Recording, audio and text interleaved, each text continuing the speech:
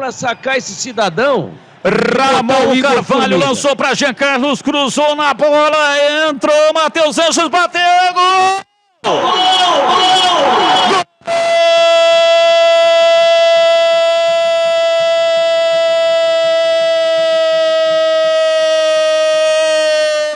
Gol! Da Ponte! Na marca de 31 minutos passados, segundo tempo, a bola pela esquerda dominou Jean Carlos e cruzou de pé canhoto para Matheus Anjos. Fez sim, chegou primeiro, Éder da canhota, bateu a bola, desviou no zagueiro e matou Danilo Fernandes. Entrou na rede o chute de Fessim. A bola gosta de rede, é de rede que a bola gosta. Fessim, Fessim marca e a torcida vibra,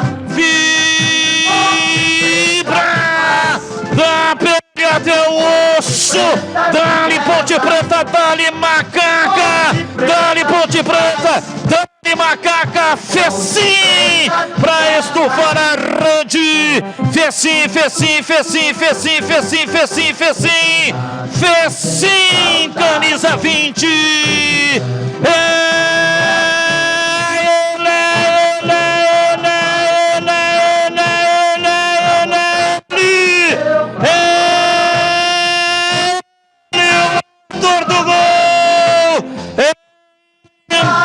jogo em Salvador,